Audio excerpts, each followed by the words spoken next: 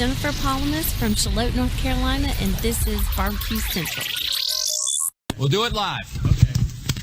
Do it live! I'll write it and we'll do it live! So to get that perfect barbecue, you use wood. Are you sure it's safe? Whatever. We put the lighter fluid on, strike your match, and... Oh! Should we call the fire department? That might be a good idea.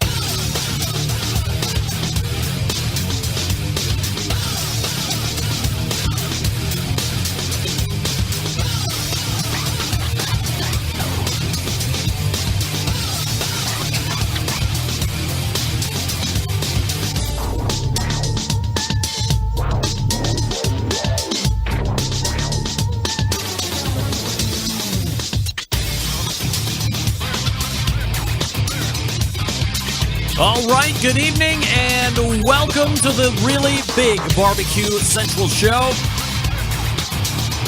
This is the show that talks about all things important in the world of barbecue and grilling. We're broadcasting live and direct from the Rock and Roll Hall of Fame city of Cleveland, Ohio. It is widely known, at least in these here parts, as the barbecue capital of the North Coast.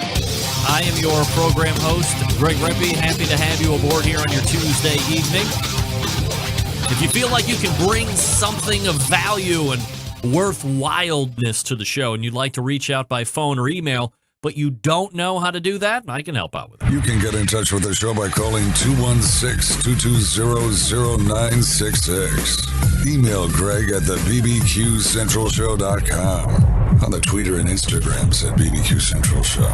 Everything else you want to find out about the show can be found at the main website, thebbqcentralshow.com. And here's what's happening in case you didn't get the newsletter. Of course, it is the fourth Tuesday of the month, and that means we are going to get a nice visit from the keeper of the flame over at AmazingRibs.com. Max Good will be joining us. We will be talking about specifically the new tabletop gas grill that Max has been toying around with here recently. I've never been a huge fan of tabletop gas grills or any real kind of gas grill that is being portrayed as either camping friendly or, in this particular part of the season, tailgate friendly. The Weber Q, way different. That's a whole different beast, I think. But by and large, these tailgate grills aren't known for bringing substantial value when you're buying them up front. But Max will tell us all about the item that he is working with here. We will also talk a little bit about how some of these other traditional pit manufacturers are now starting to find themselves into the pellet cooker game, or at least attacking that portion of the industry to some regard. And so we will have a discussion on, from a high-level business aspect, is it good to diversify your products offering portfolio to include pellet cookers if that isn't your wheelhouse, number one. And then number two, if you're going to make that jump anyway, regardless of what we think about it, what features and benefits should you have? What technology should you include? What are some of the other important things that will help you be a successful pellet cooker manufacturer / retailer, as well as the traditional pit that you have come to build your brand on? So lots of good stuff to talk about there with Max Good from AmazingRibs.com at 9:14. Then at 9:35, he's been here quite a few times here over the last month or so. It is the creator of the World Food Championships, president and CEO of MMA Creative, Mike McCloud, will be joining us. If you don't follow me on social media, shame on you. Go ahead and friend me up on the Facebook or fan my page or thumb my page or whatever the hell you do to my page. It's /BBQ Central Show, very easy to find. And then you will get all of the updates. I post a lot of food pictures there, a lot of breaking news as it relates to the industry of live fire cooker, not always barbecue and grilling related, but live fire cooking related mostly. If you didn't follow me or you haven't yet, then you don't know, perhaps, that the World Food Championships has changed its final table look. There will be the WFC in November. There will be a top 10. However, they will not be crowning a winner at the World Food Championships this year. I said it. It's a whole different thing. We'll talk about it with Mike McCloud at 9:35. So stay tuned for that. Then we'll move into the second hour. And what is rapidly becoming the most popular segment that we are doing on this show from a month-to-month basis. 5 guys, different regions of the country, bringing a hot take to the table that they can get off their chest. They can kind of burn on it, if you will, and then they offer it up for the other 5 folks, I'm included in that, of course, to give their opinions on their particular topic that they brought to the show. We know it as the Embedded Show Correspondents segment. That's at 10:14 this evening, the 4th Tuesday. Now, if you're a big fan of the show, you will realize that used to be a 9:35 segment, but the first 3, or the first 2 were done so well, and the topics were so good, and we were running out of time, that I said, well, if the second time we do it, it appears to get legs, that I get the right kind of feedback from the studio audience because I like hearing from the diversified panel, then I will bump it back into the 10 o'clock hour and give it the longer segment, the 10:14 segment. Well, lo and behold, it worked out really well. So 10:14, we'll have the Embedded Correspondence segment. And then at 9:35, I will end with an in-depth review of the Impossible Burger. That's right. I was going to go Friday, but I didn't go Friday. This past, I went last night to the B spot and had a non-beef burger. As a matter of fact, I had 2. That's right. So I have a in-depth analysis of the Impossible Burger. I have pictures of the Impossible Burger that I'll be showing on the video side of things here. So all that to look forward to in this great 2-hour jam-packed show. Let everybody know the show is happening right now. Facebook.com/BBQ Central Show is a place to go watch the video. OutdoorCookingChannel.com, longtime syndication partner on the video side of this show, is also showing the video portion. The BBQCentralShow.com is where you can get the audio-only stream, and some people prefer it that way. Also, you can find it on Roku. Again, if you follow me on social media, you would know that I had a customer of mine last week drop off what ended up being Trinidad scorpion death peppers. Not sure what I'm actually going to do with them yet, but I reached out to my expert in the field, Scott Roberts from scottrobertsweb.com, and said, hey, first of all, here's a picture of these. Guy said it was Trinidad scorpion death peppers. What can you tell me about them? So in a reply back, and I quote, this is coming from Scott Roberts. Back in 2012, this was the world's hottest Chile pepper, clocking in at around 1 million to 1.4 million Scoville heat units. A year later or so, it was surpassed by the Carolina Reaper pepper as the hottest. And of course, we all know the Carolina Reaper pepper, especially if you're an extreme fan of this show.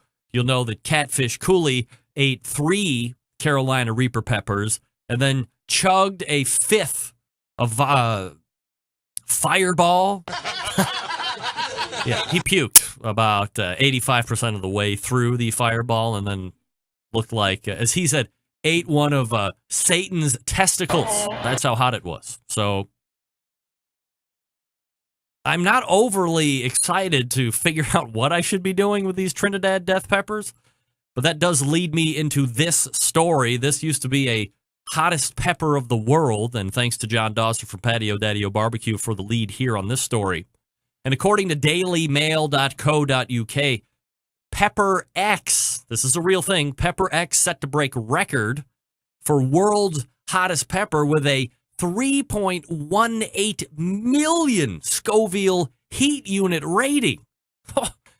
Pepper X is set to take the crown for the world's hottest pepper, dethroning the official record holder, the Carolina Reaper. The pepper averages a whopping 3.8 million Scoville heat units and has been developed over the past 10 years. For reference, jalapenos are a mild 10,000 to 20,000 Scoville units.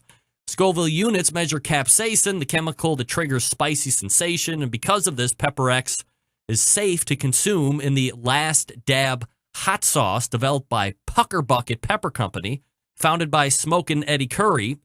Pepper X is combined with distilled vinegar, ginger root, turmeric, coriander, cumin, dry mustard in the sauce. The first 1,000 bottles of hot sauce sold in 2 minutes, but it's available for pre-order at Heatonist. The Guinness Book of World Record for the spiciest pepper currently is that Carolina Reaper pepper. Curry says the Dragon's Breath chili is hotter than the Reaper, but less so than Pepper X. It comes with a mild 2.48 Scoville unit. For the same reason, Pepper X should not be consumed alone. That's why it's in this hot sauce. So if you're looking for a new record breaker, and I'm sure we'll have Scott Roberts on once it is set, Pepper X could be breaking the record with a 3.18 million Scoville heat unit. That's 3 times more powerful than those Trinidad Scorpion death peppers. Cook Shack manufactures smoker ovens for barbecue lovers with any amount of experience, whether you barbecue in the backyard, on the competition circuit, or in a 5-star dining facility. Cook Shack has the unit that will do the job, and with a full line of barbecue sauces, spices, pellets, and wood chunks, it's the perfect one-stop shop. Cook Shack strives to be your barbecue resource center by offering cooking classes, online recipes, how-to videos, 2 blogs, smoking grilling 101s, and a video cooking classroom. Check out their website at cookshack.com or follow them on Instagram, Facebook, YouTube, Twitter, Pinterest, or Google+. Get advice or share your passion for barbecue in their world-class barbecue forum. Cook Shack pellet-fired smokers are the choice of champions because they were designed by a champion, Ed Fast Eddie Moore.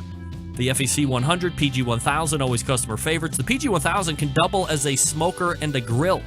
Low and slow, hot and fast, the pellet grill line gives you the most for your money. Cook Shack residential electric smokers are the #1 smoker in the industry. High quality means high durability and versatility. Anything you can cook in your oven, you can make in a Cook Shack. Passion and dedication drives Cook Shack's manufacturing, with quality always being at the forefront.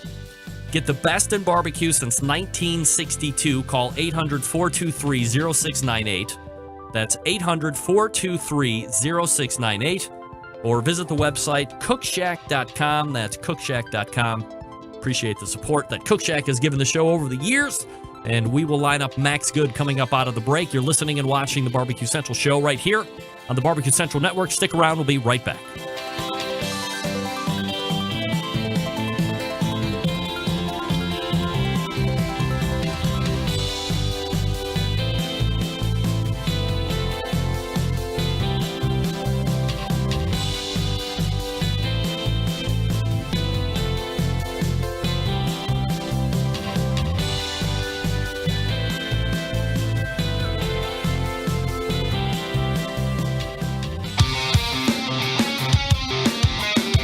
Broadcasting live from the Barbecue Central Radio Network studios in Cleveland, Ohio. You're listening to the Barbecue Central Radio Show. Once again, here's your host, Greg Rempe. Welcome back. The 2017 grant program offered by Smithfield was a raging success this season. So, if you want your event that you put on to be considered for the 2018 grant program, head to smokingwithsmithfield.com right now and apply for the 2018 grant program. Okay? Applications being taken until October 25th. So we have just shy of a month to get your applications in. Don't miss out. Again, smokingwithsmithfield.com is the website to check out if you want your event to be considered for the grant program. The 4th Tuesday of the month brings a visit from the Keeper of the Flame over at AmazingRibs.com. You looking for a cooker? Are you looking for buying advice? This is the guy to answer all those questions. Let's go ahead and race to the hotline. And welcome back, friend of the show, Max Good. Max, how are you, buddy? Hello, Max. No, Max. Hello? I can't hear you, Greg. Can you hear me? I can hear you. You can? Yeah, I can. This is going to make for a really awkward conversation. Oh, boy. I don't know what to do here. I checked my speakers, and they weren't working either. Oh, dear. We've got quite the conundrum. Well, here we go.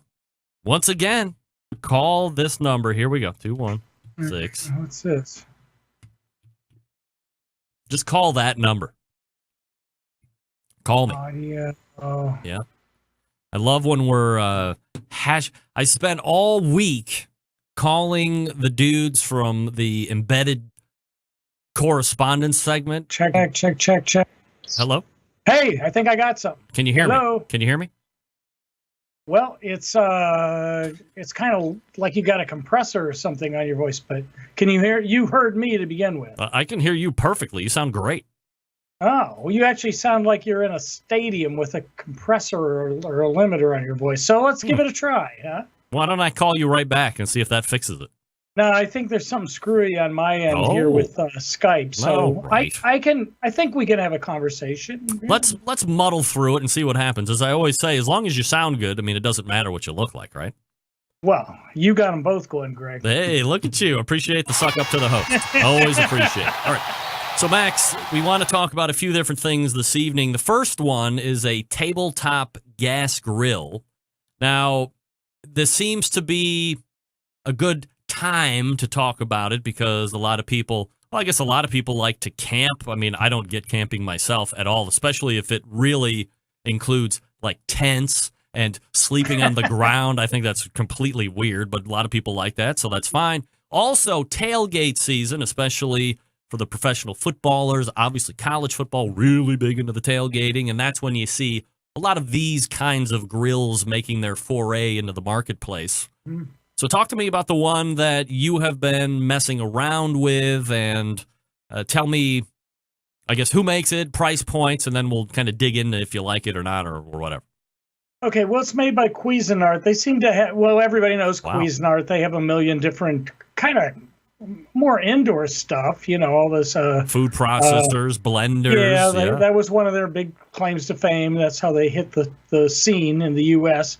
But now they make a whole load of stuff, and they've been making a push for some portable outdoor gas grills. Now, when you go tailgating to football games or many places that are tailgating, because nowadays it could be. It's not just confined to a football tailgate in the backyard anymore, right? Tailgate, home gating. That's right. That's home a big gate. thing, But when you're traveling and people are looking for portable stuff, it's not uncommon to see a group of friends that regularly go to a game or something of that nature, and they'll have 3 or 4 of these little bitty charcoal and gas grills, and that's what this Cuisinart Petite Gourmet is. They make several other ones, but this one seems to have captured the public's imagination for a variety of reasons. I think it's appealing visually. It's very small and lightweight, 14 pounds. I think the grate surface is 15 inches by 10 inches. It's little, but like many of them, the lid locks down and the legs fold up, and you can walk around with it like it's a little briefcase. They say that you can put 8 burgers on them, but those would have to be small burgers. Regular sized burgers, you get about 6 on. Very hot in the center. We found the best way of dealing with it for most cooking is to put the burner on medium, close the lid, and then periodically move things around on it so you get it even cooking. The street rate is about $100 on it.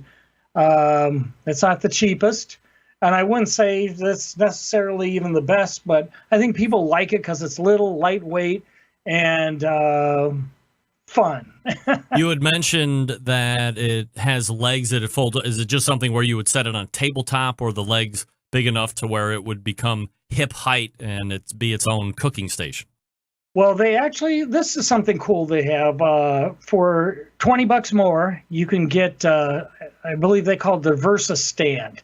And that's a model that still has legs that fold up underneath.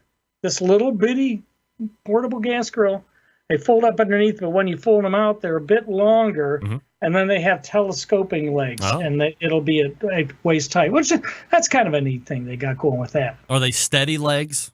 Telescoping legs to me runs the risk of potentially unstable? Well, I must admit, I didn't test that model, so I don't know. I mean, it's certainly attractive, but yeah, especially in that kind of environment where there's a lot of people crowded together and folks are just whooping it up. That's a good point. Good point. So we like it more for the fact that it's $100, that it's light, and it's got Cuisinart on its name more than how it's actually cooking. Well, I'm not saying it's terrible. I mean, these little ones are kind of limited oftentimes to what they can do. Yeah. But it's not super expensive. It's not the cheapest one you can get. And I've noted that people just seem to like it. I think they like the size, the feel, the look. They like this. It comes in a couple different colors, like black and stainless steel, but people seem to really gravitate toward this bright red model. And, you know, some might think that's kind of silly. I don't care how it looks, but I think people see it and they go, I like that, and they buy it. Well, and they're happy with it. As we say with food, we eat with our eyes first. So same thing would apply to aesthetics when you're buying something. You like a car because of the way it looks. You like a house because of the way it looks. You like this little grill because of the way it looks. I guess, yeah. Do you have any correlation in regards to tailgate style grills? Are charcoal versions more popular than gas? Is gas more popular than charcoal? I don't know that I could give you informed stats on that. When I go out tailgating, I see a mixture of them both. I think in general, across the country, people like gas. They perceive it as easier to use, less messy. You and I have had discussions on that before. I don't know that's entirely true. People forget about some of the mess. Well, like with this Cuisinart. If it was a little Smoky Joe or a charcoal grill, you're grilling up burgers and sausage and all this greasy stuff. Most of that grease is going to burn up on the charcoal. Mm-hmm. Now, yeah, you got to get rid of the charcoal and put it in one of those 55-gallon drums that says charcoal only or whatever, you know. Whereas the person that was going, well, I'm glad I didn't have to get my fingers dirty with that dirty black charcoal and mess around with it. I'm just going to pack up my little Cuisinart now. But what about all that grease at the bottom there? You know? Right. It does have a tiny little grease tray that slides out, and it's not it's not horrible to deal with, but you know, it's not like you don't get your hands dirty with that either. Well, right. If you don't clean it out and you've done a decent amount of cooking and you turn it sideways, it's going to go somewhere. Yes, and it's probably not going to go where you want it to go. Yeah, right. It's going to go right in the trunk of that car. Or the other thing, down your leg. You know, a couple of weeks ago, maybe a month ago, I did a story about some people throwing their gas grill into the back of their car, and they didn't detach or they didn't turn off the gas tank. It was running because the knobs were open, right? And here's the propane is collecting at the bottom of the wheel wells. Not good, yeah. Lady decides that it's time for her lung dart, and she lights up, and boom, the car blows up. Wow, I didn't hear that story. Oh, sure, it was all over social media. It was all the rage. It blew up, if you know what I mean. So that's another thing to consider, safety-wise, and I know that there's been a kind of a running discussion on should you let propane cookers into competition barbecue, and that's the one thing that everybody brings up is we can't really regulate how these gas cookers are coming into competitions, and they could kind of just be jimmied up together, and you turn the gas on, and there's no safety measures, and now the gas is pouring out, it's sinking low, there's a coal that runs out of another fire, people are blowing up left and right, blah, blah, blah. I'm not a big subscriber to that per se, because how many people have gas and how many accidents are you really hearing about being reported? But if you have that gas grill, I mean, there is a safety concern aside, like you said, from getting rid of those coals, which is probably a lot easier to do. Then, you got to make sure that gas is shut off in that portable grill before you put it in the trunk or in the backseat of your car. Yeah, I mean, I'm sure if we looked into it, we'd see isolated instances of people putting live charcoal, in the backs of their cars too. Sure. If it can be done, it will be done. And the danger in the scenario that you said, where you bring these teams in, where guys have jerry-rigged a lot of stuff sometimes, And it's not even most people that manufacture gas grills, most companies, particularly the big ones, make sure they feel like they got their rear ends covered by using only by ensuring that it's been certified by some, Underwriters Labs or somebody. Yep. Because then if they get that certification and your grill blows up, all the liability doesn't go on the manufacturer. They go, well, we had it tested. We had it tested. It was certified. It's an interesting situation. But when you get over these teams, and many of these guys pride themselves on modifying stuff. Then you have a new element that's not like, well, I'm going to Home Depot and I'm buying this thing and I'm going to bring it home and cook on it. You're like, okay, welcome to our competition, and I don't know what the heck you're cooking on, but go ahead and good luck. From the Cuisinarts grill standpoint, Max, is this something that you're recommending, or how are you rating it right now? I gave it one of our silver medals because I thought, well, it worked. It wasn't crazy expensive. I see people that own it for the most part like it. When you're tailgating, you're having fun. I think there's something fun about it. It works okay. It's not insanely expensive. So, yeah. Silver medal. There you go. Check it out. AmazingRibs.com for more information on that one. The other thing that we're talking about tonight, Max, is I don't know if it's a trend yet, but I do know, for instance, Gator Pit, which is a long, storied, respected, offset, traditional wood-burning fire pit manufacturer, has ventured into making pellet cookers. So you're literally buying a 36-inch or a 42-inch or whatever, party gator, whatever he calls it. And instead of running a fire in it, he is converted into a pellet cooker. And I believe that there are other manufacturers who, rule number one of the show, no names please, are looking into doing that or might be in the R&D portion of that. So I guess first things first, what do you think about people who have made their reputation on offset pits getting into really a completely different animal when it comes to pellet cookers, because now you have electronics and you have moving augers and other parts. They're mechanical. They're going to break. You never really see any warranty with pits because they're big steel pipes. And aside from the paint expanding and contracting and it pops off and you might have to repaint it, there's no breaking parts. So they're really inviting a whole new potential class of headaches that they've never had to deal with, and customer service issues, I might add. Well, that's a good point. However, I think many of these smoker manufacturers are seeing that one of the impediments to not just residential, but even people that are caterers and what have you, to getting good smoked product is skill. And pellet smokers eliminate the need for a good deal of the skill issues. I think a lot of some of the smoker manufacturers that are used by caterers and competition people, particularly caterers, feel like this is a way to ensure that the product is going to come out to your satisfaction. You, whoever it is that is buying this, if it's your company, you're serving it to people or you're competing with it, you're eliminating, is this guy, is my team going to be on the ball all night long, making sure this is coming out. Pellet smokers work great. I love them.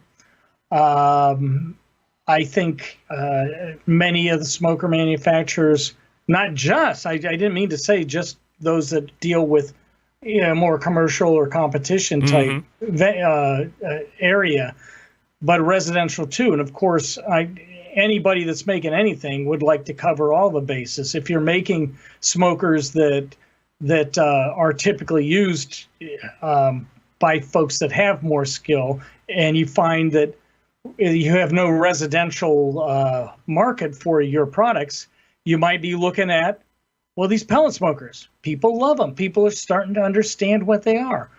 On the other side, if you're doing caterers and all, and you're hearing complaints, well, when I use your smoker, I love it, but I can't be at my place 7 days a week, 24 hours a week.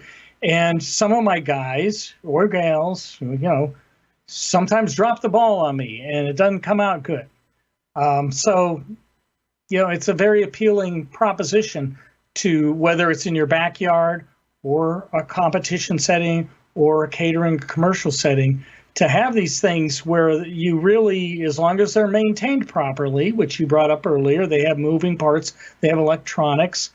Some folks bring a whole new control system with them when they're on the road, because they say, if this thing blows, I might as well go home. So I got to bring all my parts with me. I can't run to Home Depot and get this stuff.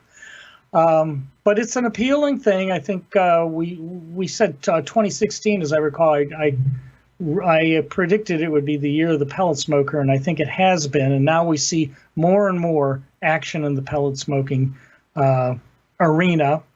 From where I sit, I don't know as much about the competition, guys.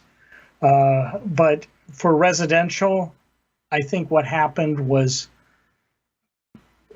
people started seeing their neighbors and their family and others. I'm going to your house. You invite me over for a barbecue. How the heck did you make this stuff? It's great. I bought this pellet smoker at Costco or Cabela's or whatever, and that piece of junk thing that I got that cost me $150, and you used to say that it was the best smoked meat you ever had. Taste this. It's much better, right? And guess what? I didn't have to do nothing. Yeah, it cost a little more, a lot more sometimes. Sure. But I don't regret it, because this thing makes my life so easy, and I get the same results every time. From a features and benefits standpoint, and we got a minute and 15 seconds left, are there ones that need to be in there tech-wise and features and benefits-wise for a company to really get into the market? Well, I think everybody pretty much has gotten rid of those low, medium, high controllers. That's gone now, as far as I know. That was a big beef a few years ago. There were still some of them stragglers, that hadn't converted to digital thermostatic control. I don't know what, you get into the price point thing. How much money do you want to spend? Wi-Fi is a big thing now. More and more people like it. More and more people are just expected and are used to it in so many areas of their lives that when you say, well, you can buy my pellet smoker and it's got Wi-Fi, I'm listening. That sounds good to me. Another one I like is there's only a few that do this, and Camp Chef has come out with a few models that are really neat. If you let ash build up in the fire pot in a pellet smoker, the system will shut down, and then you have to take everything apart, clean this stuff up. You might be halfway through cooking something, but Camp Chef and just a few others have ash removal systems where you can easily just pop a little part out, dump out the ash, and keep smoking away. That's a nice feature. But then beyond that, you get into how sophisticated is it. Then it's going to start costing you money too, If you want stainless steel grates, if you want heavy construction, if you want something that's going to last forever and ever, or if you want something that's affordable, your version of affordable, lower cost, right. And you just want to jump into this thing and see what it's all about, those are all things that need to be weighed out. Max Good is joining us here, and we're talking about the tabletop. We're talking about pellet cookers as well. The pit manufacturers getting into the pellet cookers. AmazingRibs.com is the website, of course. Check out the Cuisinart tabletop grill and some other stuff that Max is putting out there. And we'll look for you again next month. All right. Thanks a lot, Greg. You got it. There he is, Max Good. The keeper of the All flame. guests on the Barbecue Central show appear via the Smithfield Hotline. Yummy. And I think, just my opinion, I think it is kind of a tough barrier to entry for the pit guys. Well, these are business guys, so I'm sure they're doing a lot of the thinking here, but you gotta make sure you're taking into account all of the new things that you've never had to deal with. That can be a little bit of a headache. especially warranty stuff, like my auger doesn't work or my control panel doesn't work. You've never had to worry about that before with just 1/4 or 3/8 inch tube, right? Speaking of cookers, Big Papa Smokers, the one-stop online shop for all things barbecue. Their curated selection of only the best outdoor cooking and grilling supplies will get you on the path to better barbecue results in no time. Everything at BigPapaSmokers.com has been Pit Master approved by Sterling Big Papa Ball himself, from the award-winning rubs and sauces to the American-made grills and smokers. Big Papa Smokers has everything you need to make your better cooking experience outdoors come to life. Whether you're in the backyard or a competition pro, Big Papa's has something for everybody. Well known for the championship rubs and seasonings, popular flavors like Sweet Money, Cattle Prod, Cash Cow, all proven winners on the circuit and the backyard. Big Papa Smokers offers 13 perfectly balanced flavors that will transform ordinary meals into extraordinary. Whether you're cooking to impress judges or grilling for your family, Big Papa Smokers' award-winning rubs and seasonings don't disappoint. If you're looking to improve the flavor of your competition barbecue recipe, Big Papa Smokers has combined forces with fellow rub company Simply Marvelous Barbecue to form what has now become known as the West Coast Offense. Big Papa Smokers is also the proud owner of the award-winning Granny's Barbecue Sauce. Looking for a new go-to sauce that will please everyone? Granny's traditional yet powerful flavors that remind us why we fell in love with barbecue in the first place. Granny's Barbecue Sauce and other top-related barbecue sauces are at www.bigpapasmokers.com. Don't forget they got grills too, pellet smokers, of course, like the Mac 2-Star General. They also have the Old Hickory Ace BP Charcoal Smoker. It's the only one Big Papa trusts to put on his competition trailer. And they have the M Grill. For the backyard enthusiast looking for a durable and versatile grill, the M Grill from Texas just might be the one you're looking for. They're built like tanks. And if you're not sure about what to get, you can't go wrong with any of the grills featured on the website. They have something for every kind of backyard cook and budget. Check the website and shop the full selection. It's clear that Big Papa Smokers is the one place to go for all things barbecue. Everything featured on their website, hand-selected to help you barbecue better. Call 877-828-0727 or visit BIGPOPPASMOKERS, BigPapaSmokers.com. It's BigPapaSmokers.com, Sterling Ball and the gang over there. We're back with Mike McCloud right after this. Stick around. We'll be right back.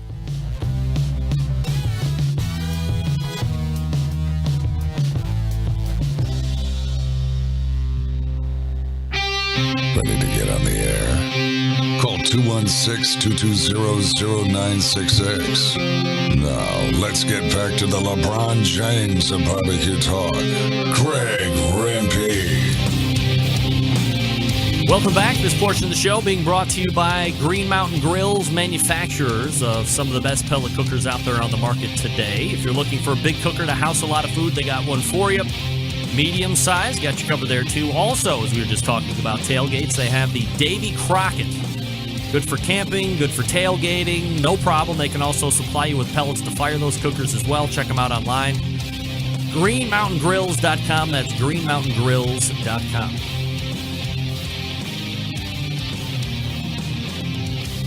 All right, my next guest has been seen on this show over the past few months, mostly KCBS related, but tonight we're WFC, especially given the big announcement last week about how the 2017 event will actually be concluded.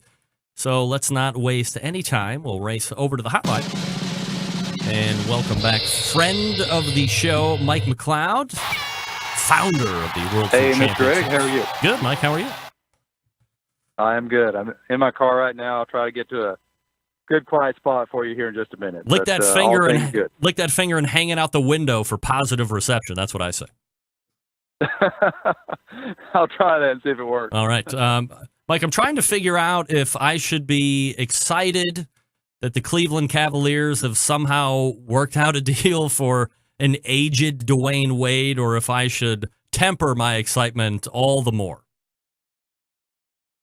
Well, based on their record, I'd say working out any kind of deal right now is probably a good thing for them. Yeah, I tell you, wow, look out!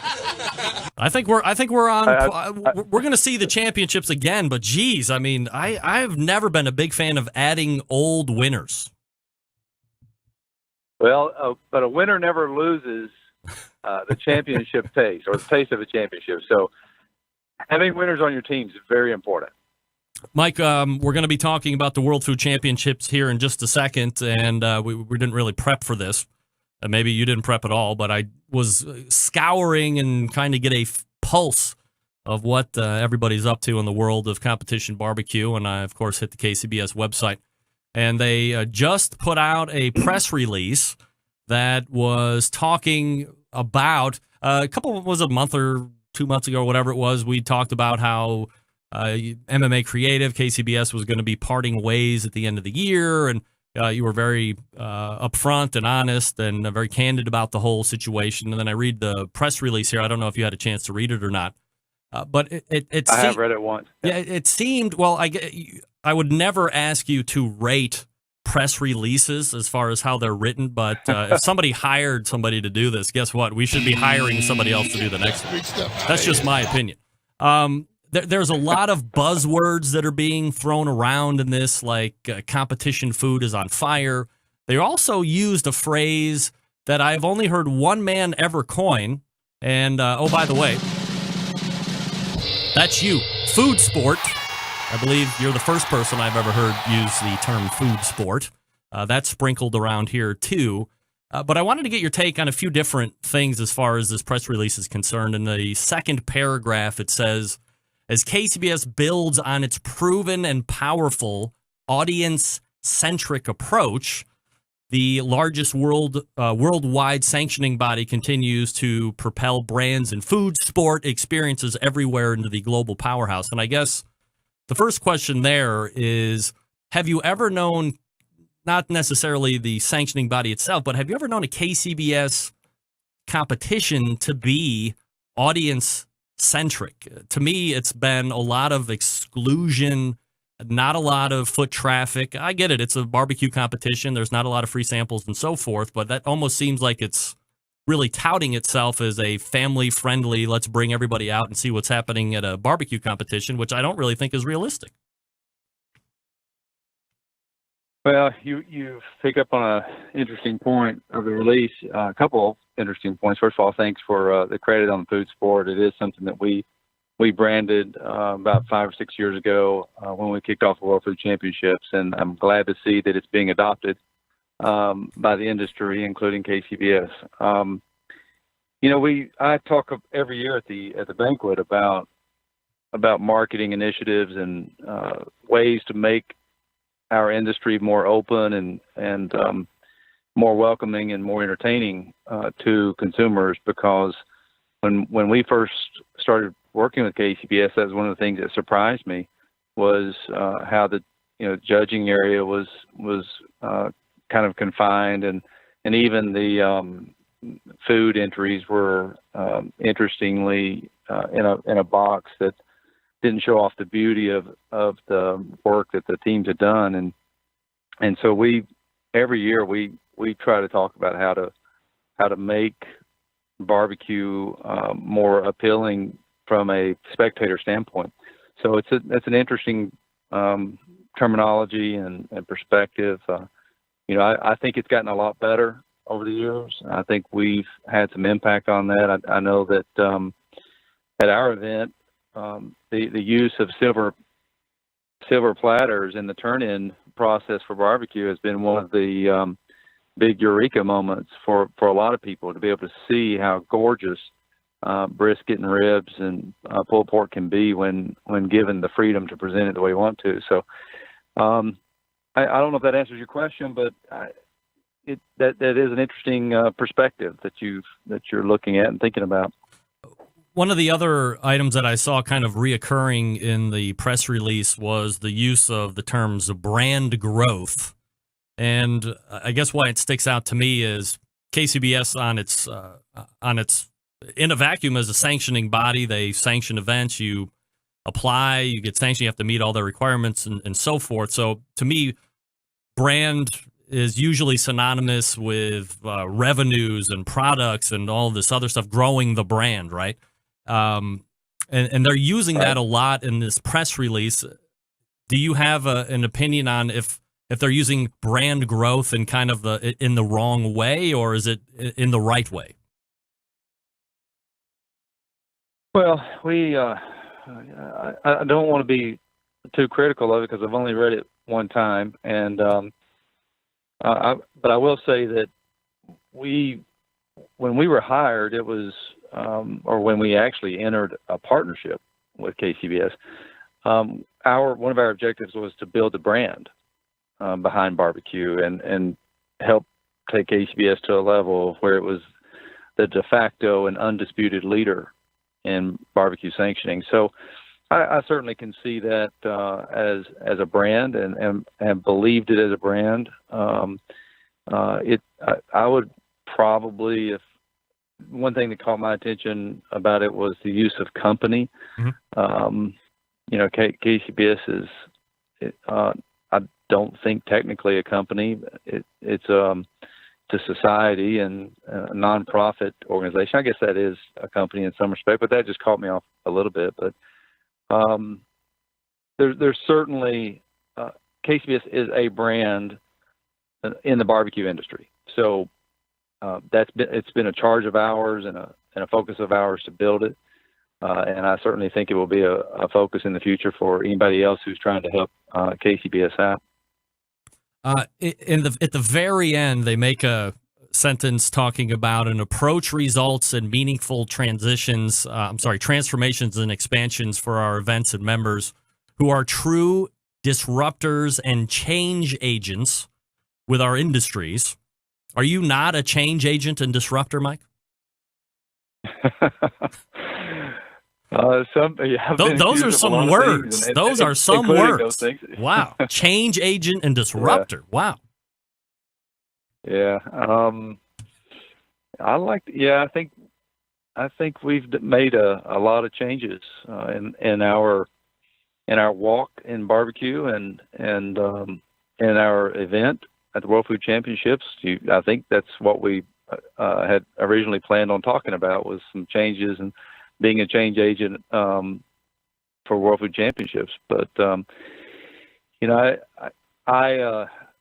just a whole lot about that I can't answer for you because I didn't author it, and I read it just like most people did for the first time when it was published. So I would encourage you to try to find the author of the article and ask them those questions instead of me, to be honest. Yeah, oddly enough, nobody put a name to that, so that's going to be harder to do than perhaps could be, but nevertheless. All right, so I appreciate you taking time to answer those questions, and now we will get to World Food Championships. So breaking news over the past week or so, September 19th, a post is made on the WFC website announcing a special event for the final table in this year's World Food Champions. So for the folks who aren't briefed on it yet, tell us about the special event and obviously how this is going to impact the whole encompassing WFC itself.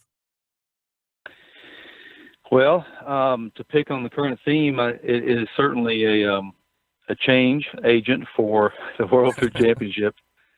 We, for years, have thought about the whole model that we have built with the World Food Championships and how we can, in the beginning, how we could create a final table. And then secondly, how can we bring more awareness and prestige to the final table? Right now, the way the final table works is we go 5 full days through the championship, Wednesday through Sunday, to get to 10 champions. And then we take a day off to reset and give them a little bit of a rest. And then on a Tuesday, we conduct our final table where those final 10 champions can make something to represent their category and try to win the grand prize of a $100,000 prize package. And over the course of about 3 years, that's worked pretty well, and it's been interesting to see it develop. It's gotten better every year. But we've been talking to media and partners a couple of years now about the whole model that World Series of Poker used for years and years, which really put it on the map. I know it's now reverted back to a single strategy, run right through it process, and I don't know why they did that. But having a live final table has been a goal of ours for a long time, because when we would run our TV show, anytime it was run, whether it's Discovery or A&E or Food Network or anything, one of the Achilles heels of that TV show was once you kind of got interested in what was going on with food sport and World Food Championships, if you did any homework, you could go online and find out who the winner was, who had already gotten to the final table, number one, and then number two, who actually won the final table.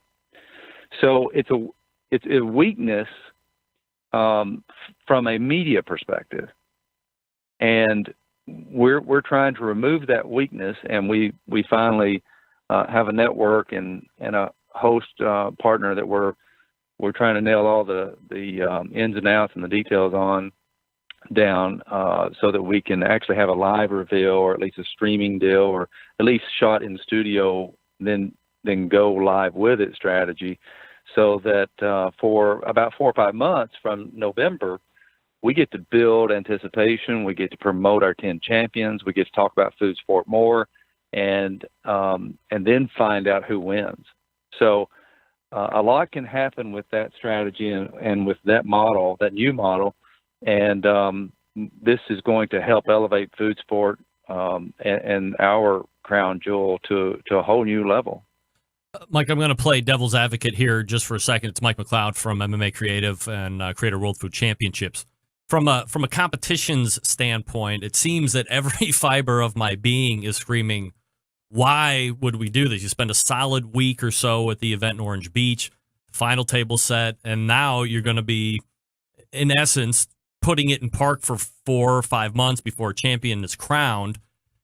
From a competitor's standpoint, is there not something to be said on a positive note for crowning a winner at the end of that week versus having it take place from 2017 and then carrying over into 2018? Is there a momentum thing that we could be losing? Is there a riding the wave of luck thing that we could be moving or losing when we chop it up in November and then finish it in April? Well, I can see the perspective, but that's really what every other event does. And we still do that. I mean, we crown 10 champions. Each one of our categories is as big as a regular event, other than the majors, of course. But we have up to 40 teams in every silo and over 100 teams in barbecue.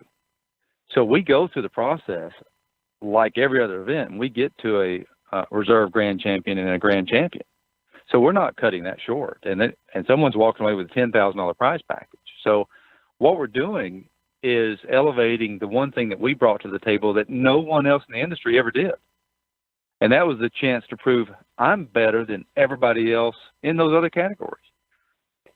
There's not a single event that I know of, certainly not in America, that has 10 championships run simultaneously in 10 different categories and crowns 10 $10,000 winners. Mm-hmm. So we're already doing more than any event that I'm aware of. Do you know of one that does more than that? I sure don't. No. No. So what we're doing with the final table has always been a bonus. So my retort to that discussion would be that we're now going to get to put the final table on its own pedestal. And if I can bring more notoriety to you as a winner of Sandwich by having you interviewed on Rachel Ray, let's say, or having you on Fox TV, because you're from Des Moines, Iowa, and they have a Fox TV network, and they want to interview the fact that you just won $10,000, and oh, by the way, you get to go compete for $100,000. How does that feel? I would, as a PR guy, as a marketing guy, as an agent, I would make the case that furthers the career of those 10 individuals who make it to that point. Don't overlook the fact that for every year that we've ever existed, except for the first one, when we just did all of this in about 4 days, which I can't even imagine us doing that again. About 90% of our audience, the competitors, go home after Sunday. Mm-hmm. I mean, they already leave. And the people who stay for the final table are usually people that have to extend their hotel reservation because they didn't expect to win. And there might be another 10% of the audience that's just true food sport fans or true WFC fans that want to stay and see it because they've either been there or heard about it. So we're making a big argument for a small percentage of the people, and I'm trying to take that small percentage of the people and make it just as big as the rest of the tournament. Mike McCloud joining me here on the show. Mike, in the article that was released on the 19th, you said, and I quote, "This year will go down as a tipping point for food sport. Assuming the final table goes without a hitch and sees the exposure you're hoping that it is going to get, does a tipping point to you mean that, I guess in a broad quote-unquote, other entities will be potentially reaching out to you now to join the World Food Championship train in some regard? And is that the WFC will be able to position their top cooks with opportunities that other cooking organizations talk about, have never done, and now you're making a statement like that, and not only are you continually looking forward, but you must be looking back at some of those lost opportunities along the way, saying, hey, now we have the opportunity to really execute all parts of this plan, and we're going to do it under the WFC umbrella. I couldn't have said that better. The 2017, if I could open up my brain and share with you everything that I know, you would agree with me. It has already been a tipping point year. And once we unveil the things that we will be able to unveil at the championship, and then from the championship to the final table moment, people are going to sit back and say, wow, this was the breakout year. Maybe I should have used that terminology, a breakout year, because we are finally at that moment where more companies are joining us in the food sport quest. More opportunities are being given to our food sport champions. More networks, more major corporations. I'm talking about Fortune 100 corporations are saying, how can we help? How can we extend this? I had a phone call this afternoon from 5 to 6 p.m. that was a head knocker, and I didn't even see that one coming. But it's about every 2 or 3 days right now. We're getting approached about what's happening in food sport and the World Food Championships, and people that are wanting to take it overseas, people that are wanting to put it on primetime television. I'm in talks with about 6 different networks on 6 different angles of the World Food Championships on a regular basis right now. And if I had, 2 years ago, I couldn't even have foreseen this. I remember one time a champion asked me, well, what's next? They were looking to me almost as if I were their springboard agent now that they'd won, and I was supposed to take them to visit with Al Roker, right? And we were supposed to have a sit down, right? And I basically said, well, what's next is I got to keep building this thing. I can't help you individually yet because I have to keep building the mothership. So we've reached that point now where anyone who comes into our system and exits as a winner or just does great on TV. For example, we're going to have another major cable channel that focuses on food. I didn't say the channel, did I? Nope. Oh, good. So they're coming in to shoot our seafood category, soup to nuts. If you're in the seafood category, you're about to have a shot at stardom.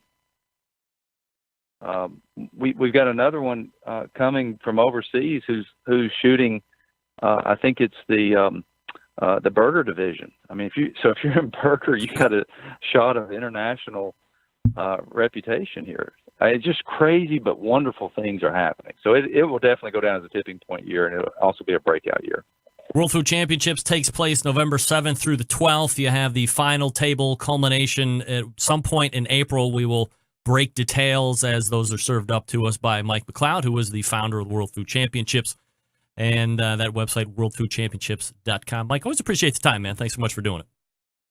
Thanks, Greg. Appreciate you. You got it. There he is, Mike McCloud. Once again, not sidestepping anything for answers. Tough questions there all the way around, of course. All right, Bobby Rempe. And you're listening to Barbecue Central. Yeah, my clock is jacked, by the way. All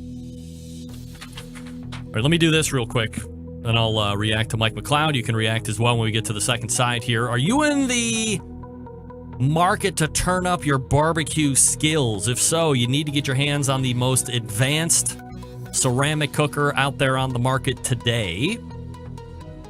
We're talking about the all-new Monolith Barbecue Guru Edition and CyberQ Cloud Controller, just launched by the Barbecue Guru a handful of months ago. The world's first temperature-controlled ceramic smoker and grill with a built-in power draft fan. Going to give you the easiest, most successful barbecue experience. These must-have new products will make barbecuing easier than ever before and will be your new secret weapon for cooking delicious meat each and every time. Ready to buy? Head on over to bbqguru.com. Grab them while they last. 800-288-GURU, the phone number if you have any questions, or again, the website, bbqguru.com. I will play catch up with the clock here in the next few minutes. Stick around, be right back. Big name interviews, advice on cooking brisket and ribs, and the only host willing to share his honest opinion on all things important in the world of barbecue. It's the Barbecue Central Show. This portion of the show being brought to you by cookinpellets.com, your number one source for quality wood pellets. For all your pellet-driven cookers, visit cookinpellets.com for more information or to purchase. You can also visit Amazon.com as well. Download the Cookin' Pellets app. You can get alerted to great shipping deals when they happen. Again, it's cookinpellets.com or Amazon.com. And we will start the second hour here right now.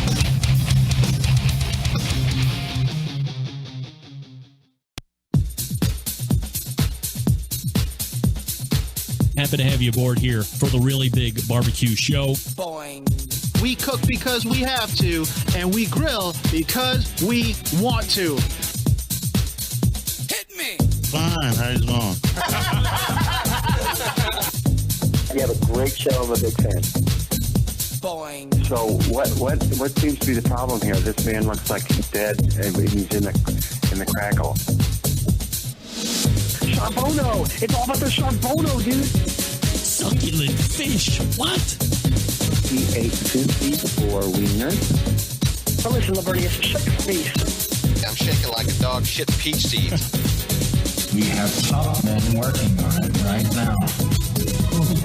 Top men. All right, just like that, we are into the second hour. It's the Barbecue Central Show. Thanks for finding me. We do it live. We'll do it live. Right here every Tuesday. We do it live. That's right, Bill. Calm down.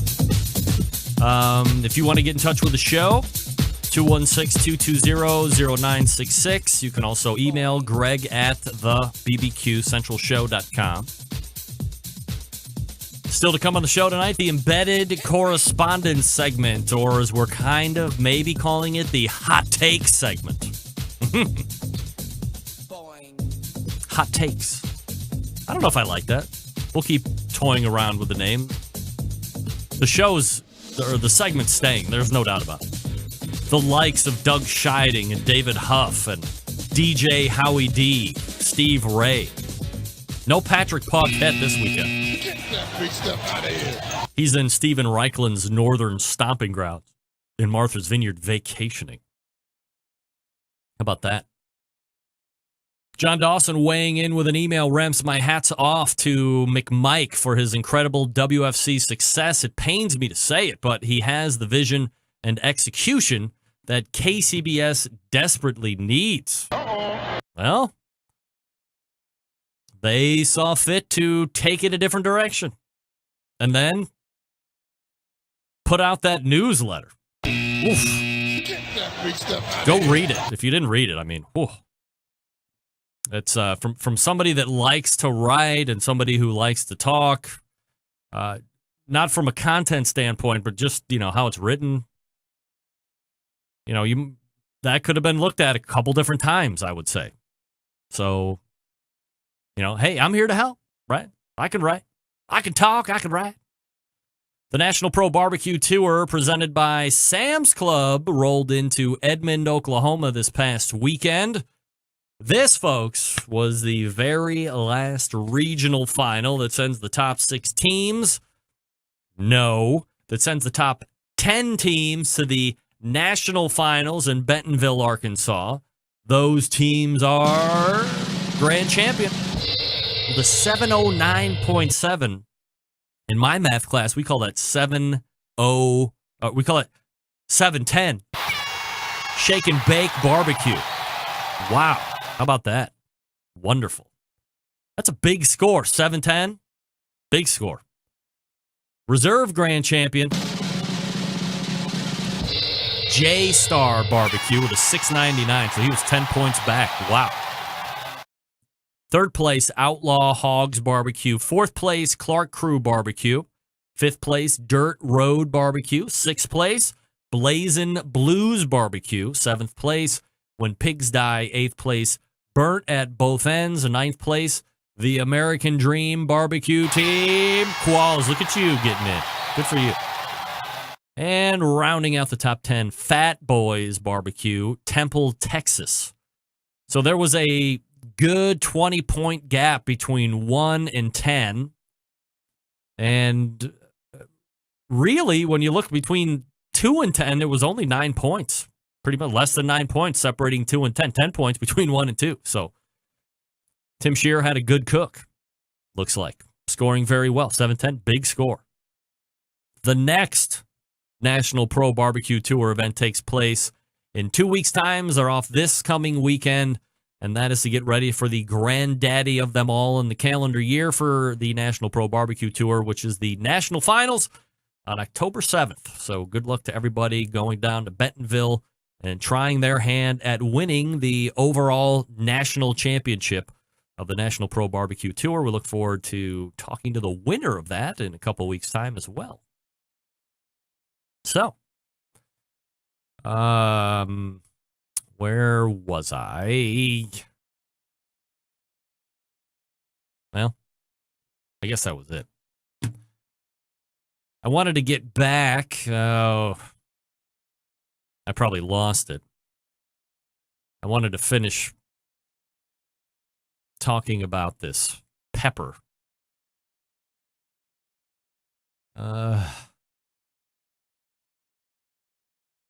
I got an idea.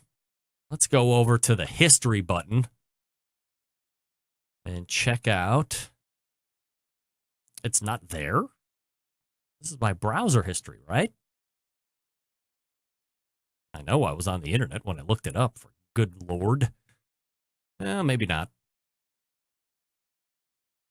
Might have been saved on my Google Documents, which probably doesn't load into my history for some reason. So we were talking about Pepper X, set to break the record for the world's hottest pepper with 3.18 million Scovilles. Well, here's the question that I have for anybody that is kind of a pepper expert, okay? So I have these Trinidad Scorpion death peppers, like a lot of them, 20. I think that's a lot. Does anybody have any suggestions on what I should actually do with them? Things that I will not be doing with them, and a lot of you wanted me to eat one on the air here live tonight. That had 0% chance of happening. Zero. However, I'm not averse to trying something out with them. I just don't want to eat one all by itself and be that next guy on YouTube that everybody makes fun of. I get made fun of like pretty much 24/7 for not eating Trinidad Scorpion death peppers, by the way. So is there, can I dry them out? How do you dry them out? I thought about making up my buffalo wing sauce and then maybe taking 3 of them and maybe quartering, throwing them in the buffalo wing sauce and letting it steep and then straining it out. And I'm figuring I would have a much hotter sauce at that point. So if you have any suggestions, then I would ask that you shoot them my way, either through the instant chat here or over the email if you want. I was talking about the guy that created this Pepper X. His name was Ed Curry. And the article continues. Ed Curry reveals that Pepper X is 3 times hotter than any other peppers that are currently available commercially. It's twice as hot as the Reaper. The Reaper's at 1.6, so this is a dangerous pepper. Curry says the Dragon's Breath chili is hotter than the Reaper, but less than the Pepper X. This is a different kind of pepper. It comes with a 2.48 Scoville unit and is potentially lethal, according to Live Science. Eating a pepper this hot can send your immune system into overdrive and trick your body into thinking it's experiencing real extreme heat. What? For the same reason, Pepper X should not be consumed alone. Don't eat the Pepper X by itself. Use the sauce. For instance, the hot sauce is described as more than simple mouth burn. Pepper X singes your soul. Starting with a pleasant burn in the mouth, the heat passes quickly, lulling you into a false sense of confidence. And the article continues, you take another bite, enjoying the mustard and spice flavor. This would be great on jerk chicken or Indian food, but then, wham! All of a sudden, your skin goes cold, your stomach goes hot, and you realize the power of X. Curry submitted the evidence that Pepper X is the hottest pepper in the world, said he expects to hear back from Guinness Book sometime in November. So, we've had Scott Roberts on the show a number of times. He's talked about what can physically happen to your body if you're going to somehow come across Pepper X, however you're going to eat it, even if it's going to be in the sauce. 3.18. It's 3 times hotter than it's 3 times hotter than the 2-time previous, not the Carolina Reaper, but the Trinidad Scorpion Death Pepper. I don't even know if it's called Death Pepper, but I like saying that. At 1.4 million Scoville units. That's the Trinidad. This one's 3 times more than that. The question is, where does it stop? Like, is 3.48 or 3.18 million Scoville not hot enough? And what kind of flavor really is in there? Like, the hottest chili head has to be pooping themselves with the thought of being challenged to eat one of these in front of their other pepperhead buddies at a hot sauce convention, which is probably going to take someplace in New Mexico or St. Louis or somewhere along those lines where a lot of the chili heads hang out. And you know chili head ain't going to back down, so cameras will be rolling when Pepper X decides to make an appearance. I want those 2 chicks that ate the Carolina Reaper peppers that I played on the show like 6 or 7 months ago to try it. They had a very adverse reaction to the Carolina Reaper. I can only imagine what Pepper X would do, especially that brown-haired girl. Her head would probably explode. All right, folks, let me talk to you quickly about the Pit Barrel Cooker. I love the Pit Barrel Cooker. It's very easy. It accommodates a lot of food. Some things to think of when you're buying a cooker. How much you want to spend. How much capacity do I want and / do I need? Well, do you need is your realistic buying scenario. What you want might be because, 2 or 3 times a year, I throw a party for 30, 40, maybe 50 people. So you need that capacity instead of having to figure out of going to rent an additional one or going to borrow your neighbor's one. Plus, I'm always a subscriber of having 2 and 3 and 4 different cookers on your patio or more at all times. You'll use them all. You could get a couple Pit Barrel cookers for $600. A little less than $600, actually. They're shipped for free right to your door. They come ready to cook on. They have a tremendous amount of accoutrements that go along with the Pit Barrel cooker. turkey hangers. They have a specially cut charcoal chimney that's sized for the pit barrel cooker. They have stainless steel rub shakers for their rubs. They also have really cool pit barrel styled coffee mugs and beer koozies. Pretty much anything you want to show that you're pro pit barrel cooker, they got it over at pitbarrelcooker.com. Here's what I suggest. You visit the website, pitbarrelcooker.com. Just revised, just refreshed, rolled right out. They got a whole bunch of new stuff that's coming. They got brand new beer openers. They got a brand new cover for the pit barrel cooker that looks really awesome as well. You can't beat it. You can hang 8 racks of ribs in there. You show me another cooker for $200 or $300 that you can hang 8 racks of ribs in. I don't think you can find one, to be honest.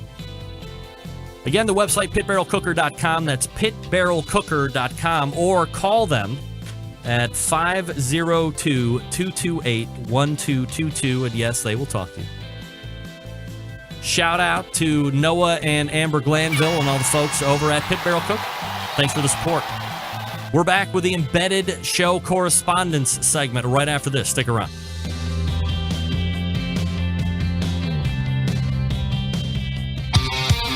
The only show giving you a monthly visit from a doctor of barbecue. A man actually named Meathead. The author of a barbecue Bible. Bloggers, reviewers, competitors, and manufacturers by the dozens. It's the Barbecue Central Show. Once again, here's your host, Greg Rempe. All right, welcome back. This portion of the show being brought to you by Smithfield, partnering with ultimate names in the grilling industry, giving you amazing prizes. All you have to do is get grilling. Grill it, share it, score, smithfieldgetgrilling.com. Follow whatever the directive of the day is. You could win up to $5,000. I know a lot of people could use $5,000 right about now. I could use $5,000. I like to grill. I like to share. All right, this segment is taking the world by storm, and not just the barbecue and grilling world, just the world in general. It's the Barbecue Embedded Correspondence segment. We have David Huff, we have Steve Ray, we have DJ Howie D, we have Doug Scheiding joining us. Gentlemen, really appreciate it, of course.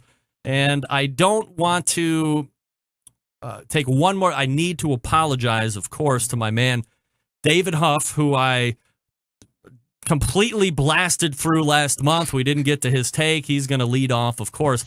Now, I don't know if anybody else can see this. Go ahead, throw that. I'm not going to be able to. Look at that shirt that he's wearing. Love this guy. Horse Meat 2017. He's a fan. I like it. There you go. Let me quickly go around the dais here, gentlemen, and answer this question quickly before we get to Dave's take here. Steve, we'll start with you. Okie doke. Will you, if given a exclusive on the Pepper X Pepper, try it in front of everybody? 3.18 million Scoville units. Yes or no? No. No. David Huff, yes or no? Absolutely not. Absolutely but not. I'll let my wife do it. All right. Doug Scheiding, you want to try Pepper X? Negative. DJ Howie D. Oh, yeah. Yeah? Look at this guy. How did I know? Wow, look at this guy. 3.18 million Scoville. That's 3 times hotter than the current hottest pepper, if you can believe it or not. Very hot. All right, David, go ahead and kick us off this evening with your hot take. Well, first, this is my favorite time of year. You got football back on the television. Oktoberfest beer is coming out. Weather's getting colder. It's my favorite time to light up the smoker too around the barbecue or around the campfire. And one of my favorite things lately that I've been putting on the smoker a lot is pork belly. Mm-hmm. And I just kind of wanted to get the other guys' take on what they do with it. It's not something that your cardio surgeon would recommend you do very often, but it's available now at a lot of stores where it didn't used to be because it was reserved for making bacon. And I think now, in large part, thanks to these fancy restaurants that are serving pork belly on their menu, it's available even in big box discount stores. And Meathead is going to absolutely have a conniption here, but I make pork belly burnt ends out of it. And, no. I know. You didn't say that out loud, did you? Do what? You didn't say that out loud, did you? I did. I thought I hit mute. I apologize. So, But it's just absolutely wonderful. So I get it with the fat on, skin off, cube it up, put some rub on it, smoke it until it's got the right color. In a pan with some butter and sauce and a little bit of brown sugar. And basically let it braise, and then they just absolutely fall apart. So guys aren't out there. If guys are out there and they're not trying pork belly, do yourself a favor. It's relatively inexpensive. Just want to know how the other guys prepare it. If anybody has tried to leave the skin on and had success getting it crispy after you put it on the smoker, just kind of want to throw that out there. David, let me ask you before we get to the panel here, when you're doing the pork belly burn ends, are you cooking to a temperature for finish, or do you just grab them and squeeze test them? Yeah, it's a squeeze or a toothpick. If that toothpick goes in there and you squeeze it and the juices start coming out and it's tender, that's it. It's hard to get a temperature on those. They also, I cut them into about an inch and a half cubes. Yep. They get up to temperature pretty quick. I think total cook time on them is maybe 2 hours, 2.5 on a cold day. All right, DJ Howie D, you talk to me about pork bellies. Do you like pork belly burn ends? Do you have trouble finding pork belly? How do you see it? Here in New York, having trouble finding pork bellies. Haven't seen them in the stores yet. Really? Really. Do you, have you tried them before? Yes, I've tried them before when I was down in Memphis. It was good. It was, basically it was like thick bacon, but it was real sweet with the seasoning and everything. Have you tried the pork belly burn ends that David was talking about yet? It's all the rage on social media right now. No, I haven't tried the burn ends yet. Doug Scheiding, you're up next. Talk to me about pork belly burn ends. I have not had pork belly burn ends, but some of the best pork belly I've had recently was at Ronnie Killen's in Pearland. He has a bone-in pork belly that was fantastic, and I think he'll become known for that here in the future. Probably one of the best barbecue bites I've ever had was at a place in New York, and it had a pork belly slider. And it was just fantastic. I actually went back in the kitchen and watched them make it, and they used Worcestershire and cooked it on a griddle, Worcestershire sauce and some honey, and then put this on a little Chinese little bun, and it was really good. Are you able to find pork belly pretty readily where you're at in Texas, Doug? Oh, no? Sure. Sure. I could go to just the meat market here in my little town, and I could get some pork belly. How big a one do you usually buy, or do you not really buy it? Man, the last one I did buy, it was a huge one. It was probably 8 pounds. It was, the size of a small brisket. I had to cut it up in small pieces and freeze it. All right, Steve, you got the last word on pork belly. Are you seeing it where you are in Tennessee? Are you messing around with it? Absolutely. Yeah, I ordered them in a restaurant here in Chattanooga. They were slow roasted with a grapefruit marmalade, and they were unbelievable, David. And I immediately went to our local Publix here and ordered them. You had to order it. They didn't have it in stock, but I got it, Doug. I got one that was like 12 pounds, and I had them take the skin off, and I brought them home and I slow cooked them. Watched a video on YouTube, and I mixed them up with grapefruit marmalade at work and took them to work for the guys, and man, knocked it out of the park. It was they're delicious. It's they're just wonderful. We call them pork belly buttons. Not burned in. I was going to say, have you messed around with the pork belly burn? Are you surprised from a social media standpoint that this seems to be the darling of the summer, as these pork belly burn ends? They really came out of nowhere. Yeah, I think it's a good thing. It's something different. Something stepped outside the box, and people love them, and you get such a great response when you serve them to people. It's just a wonderful food, and with the marmalade, some people took them, threw them on peach, put peach marmalade, any kind of jelly. Of course, barbecue sauce works great, but I love them. I'd eat them. I've got 2 slabs sitting 4 feet from me in my freezer right now. You ever just made bacon out of it? No, it doesn't taste like bacon because it's not cured. You got to cure it to make it taste like bacon. It really doesn't taste much like bacon. It's got a real soft texture. The fat's almost slimy, but it's a good slime. It's not like eating a snail or something like that. It's a good slime, not like an oyster or something like that. All right, so there's your pork. Questions answered, David?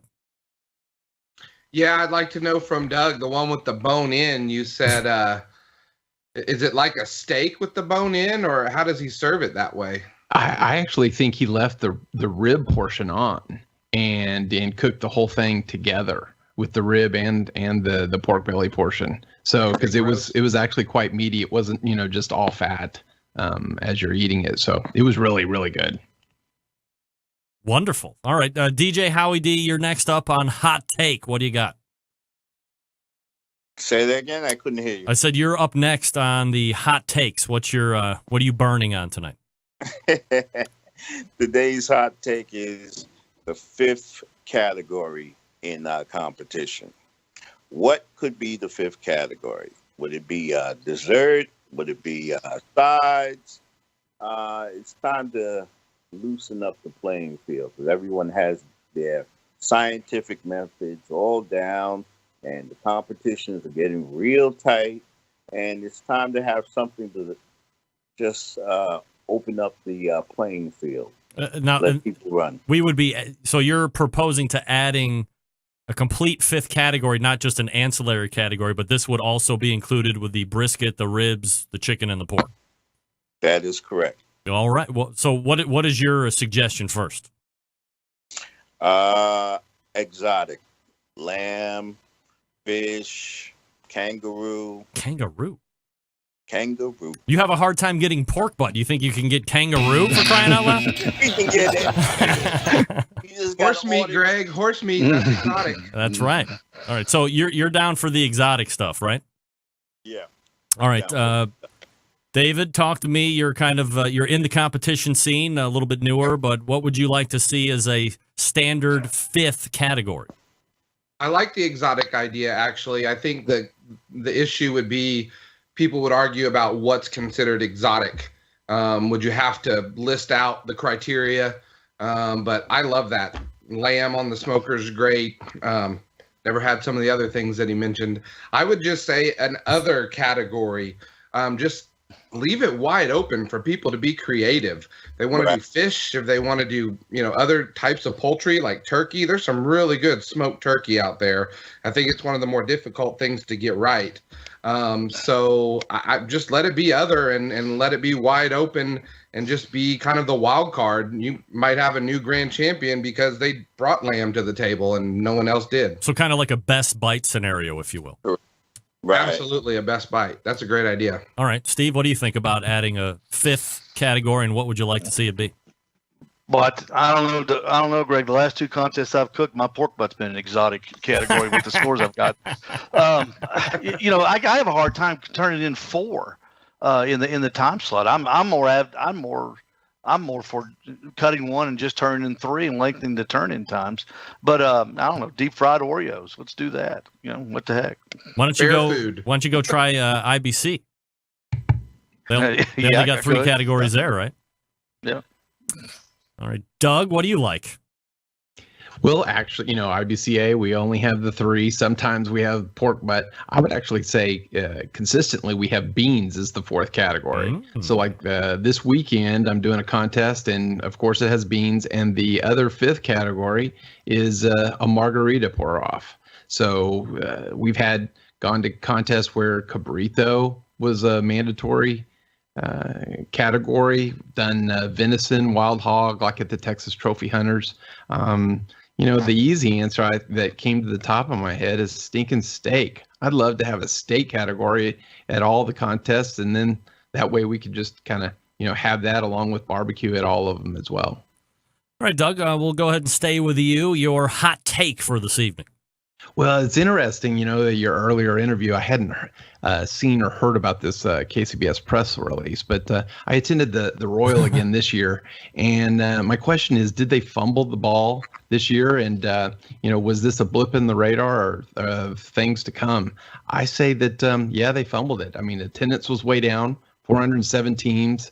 They announced it, pretty late on a holiday weekend. I'm not wild about the venue at the racetrack. There's a lot of fences, a lot of, it's hard to get around.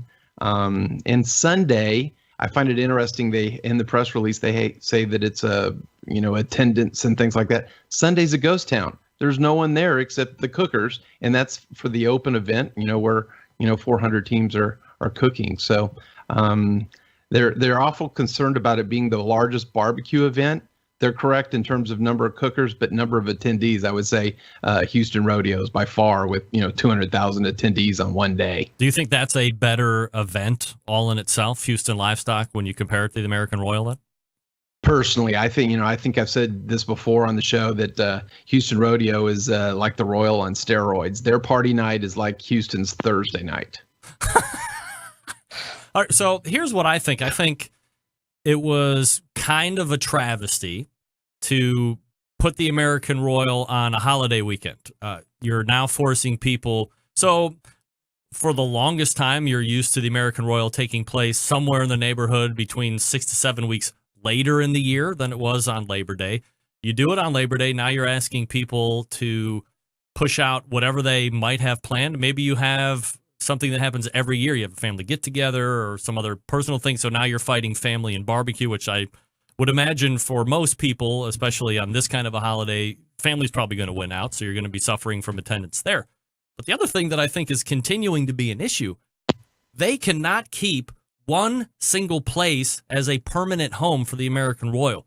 And I think within a year or two, if that does not get defined as this is going to be the permanent home of the American Royal, that competition could go away by and large. And we will talk about what the American Royal used to be like, because this year it's on a racetrack and next year it's going to be going to where Arrowhead Stadium, but not the following year because there might be a football game. So now we got to find somewhere else to get. There's a few things that need to be ironed out. And we won't even talk about the Barbecue Hall of Fame, but there's some things that need to be ironed out to make sure that the American Royal stays as one of the elite events. And it has to do with when you're going to have it and where you're going to have it, and is where going to be where it's going to be from here on out. Steve, what do you think? Yeah, the biggest problem I have was with the holiday weekend. You take a fellow like me who's in the retail business, we've got to stay close to home because that's a huge weekend for us. People travel. I own a gas station on the interstate. Yeah. I gotta be home. I can't do barbecue on weekends. I can't do 4th of July. I can't do any of the major holidays. Memorial Day weekend's tough too. So they need to find a weekend. They need to live with it, and so everybody can plan their calendars around it. And it's such a big event. Now finding a venue, it may be they're getting kicked out because they leave maybe such a trashy place behind them. I don't know, but a definite venue would help, and a definite date, and keep it off the holidays so everybody can take a chance. I would love to go. I'd love to cook the open, but on a Labor Day, on a Memorial Day, on a 4th of July, it's not going to happen. DJ Howie D, thoughts on the American Royal? Same here. I have to stay close to home during the holidays because my job. However, they need a permanent home for that because people are looking forward to go, but it keeps bouncing around different venues. And I was looking forward to go this year, but when I heard when it was going, I had to cancel my plans. Much like everybody else did. David Huff, you got the last word. Yeah, first off, if you look over Steve's shoulder there, ribs, pork butt, chicken, brisket. I think owl is his exotic category. I just noticed that. Any endangered bird does. Yeah. Great. Not to echo everyone else, but I don't care what it is. When my friends say, hey, I'm getting married and it's on Labor Day, or somebody planned something on my holiday weekend, I work hard. That's for me. That's sacred. So I can only imagine that the attendance was down this year because it was on a holiday. I haven't cooked at the Royal. It's on my bucket list. When I do, I certainly hope that it's at Arrowhead. It's just such a great atmosphere. I've been there for football games, and it just almost brings people together. So any great event, whatever it is, it's got a place that's part of the history, and it's usually got a date that's part of the history, and don't go messing with tradition. All right, Steve, you're last up this evening with your hot take. My hot take, Greg and gentlemen, is the KCBS competitions. I think number one, I love KCBS. I love cooking them. My highest highs and my lowest lows have come at KCBS competitions, and I do them and I will continue to do them. But I think we need to have a starting time and an end time. We have an end time. I think they need to say nobody cooks until 4 a.m. in the morning. And then the night before, I think the KCBS needs to take an active role in the distribution of meat. They need to distribute all 4 proteins to the teams. I think that would make the smaller teams feel more on an equal plane with the larger teams. I think it would make I know it would make me feel more like I've got a chance now that maybe I'm not cooking against somebody that had hand-picked briskets shipped to them the night before. And it makes everybody stay on the site and prep their meat. You got to prep their goofy looking chicken like we do. We got to do our brisket. We got to do our pork butts. We got to get them all trimmed. We got to get them ready to go. I think it makes it more of a competition that you don't drive in with the stuff already prepped and your chicken in baggies, and all you're waiting to is have some guy look at it and go, okay, and then you sauce it up and inject it and do whatever, and then go to lunch or go to dinner and be gone all night. I think it would keep more people there. And what a great event it would be, the cooks meeting when you get your meat. I think that'd be a visitor's. I think it'd be a sight to see. I think people would come to see that, to watch people, scream with joy and look at it and get mad and say, "This is a piece of junk," because that's what's going to happen. And I know it would be hard to do that, but as a team, I'd be willing to pay for that. I think the biggest fight that you're going to get is, as hard as it is to believe, and how potentially cost controlled you could get. People are going to bitch and moan about not being able to pick their meat. And that's probably going to be the biggest. I don't think starting at 4 is that bad of an idea. I've actually talked to different people here as recently as a few hours ago that have echoed certain sentiments to a certain degree, and that's all I can say on that. But that's my initial thought, is that the biggest issue is going to be with meat, but we'll see what Doug Scheiding has to say about this. Okay, I like the concept of having the meat brought in, but I just think it's a lot of work, especially for large contests for KCBS to do that. But I do like the tagging of meat that the Houston Rodeo does. So I like that from the standpoint of, that the meat hasn't been pre-marinated. They don't have one in the cooler, or that they show the inspection for the judges and things like that. And you can only cut your meat for the turn-in box with the judge present, saying, "Hey, yeah, that's the one you tagged. That's the one you cooked. That's the one you can turn in." So I do like that sort of thing, and I like going to the contest and not having any of the meats pre-trimmed. So I like the start and the end from a concept. But I guess I'm one of those guys. I put my brisket on the night before, so I put it on it, because I am on the pellet cooker, and I put it on at 10 p.m. But most of the time I do trim it when I get there. So take it right out of the cryovac. So I like some of the concepts, but not 4 a.m. and not having to pick my meat. You want to pick your meat? Yeah. There are certain types of meat. I think for invitationals or small events where it's manageable, less than 50 teams. If you wanted to do that, that'd be fantastic. I would love to do those types of contests. DJ Howie D, what do you think? Okay, I had the experience at the Giant National Barbecue Battle. By the time myself and Big Mo got there, the chicken that was supposed to be handed to us did not exist. It was gone. They ran out of meat. Oh. Yeah. Yep. They ran out of meat. So I couldn't even tell you what happened, but I'm all for everybody starting at the same time. Are you, hypothetically then, you're also good with the contest providing your meat, assuming they can provide it for all the teams? Yes, I am definitely for that, because I have questions every time I roll into that particular event where, okay, what if someone brought their own meat already pre-bagged and seasoned? So does that mean that they can cook it? What's going on? And they're having a hell of a party, so they already brought extra meat with them. So there's no way of telling. David Huff, you got the last word. Do you like starting at 4 a.m.? Do you like meat being provided to you?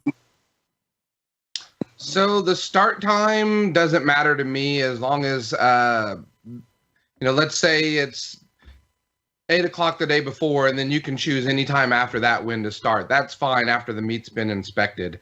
I can tell you that I've participated now in 3.5, we'll call it, competitions. And the one thing that soured me very quickly is that I realize I just don't have any shot unless I can afford some better products.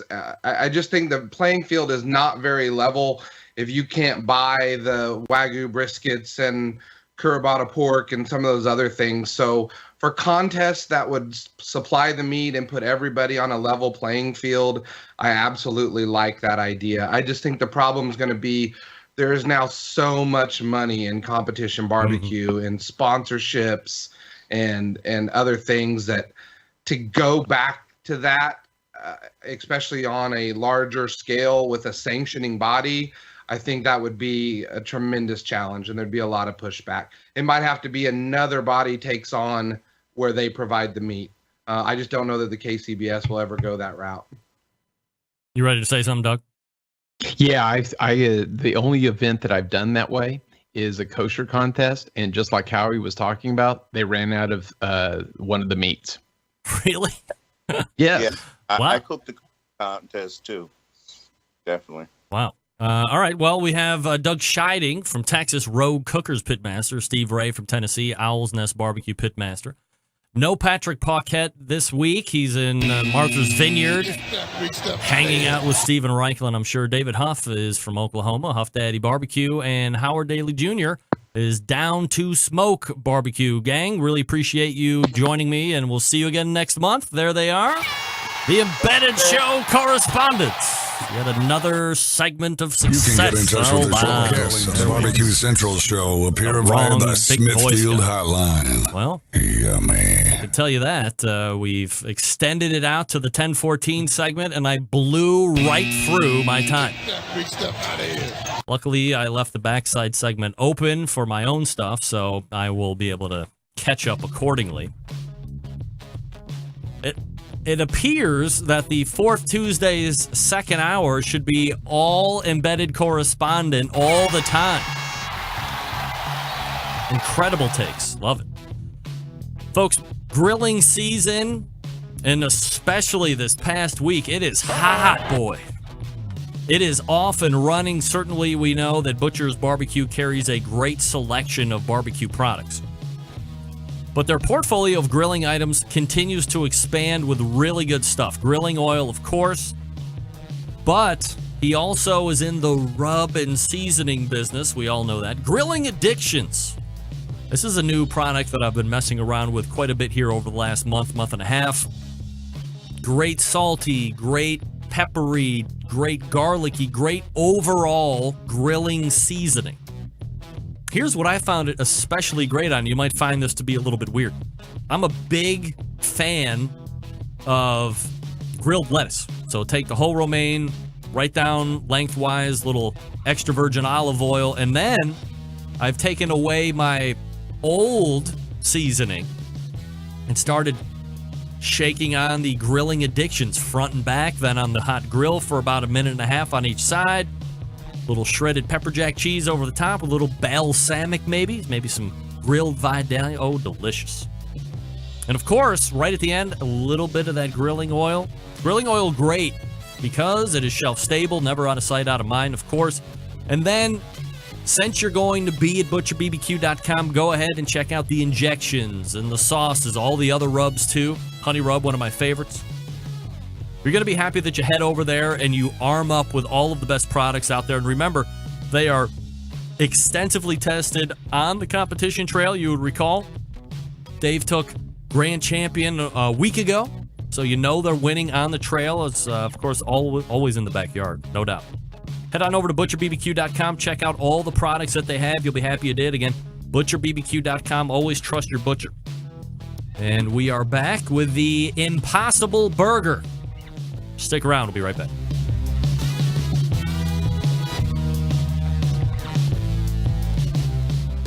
continuing to produce incredibly mediocre content in an exceptionally professional way. You're listening and watching the Barbecue Central Show. Once again, here's your host, Greg Rampey.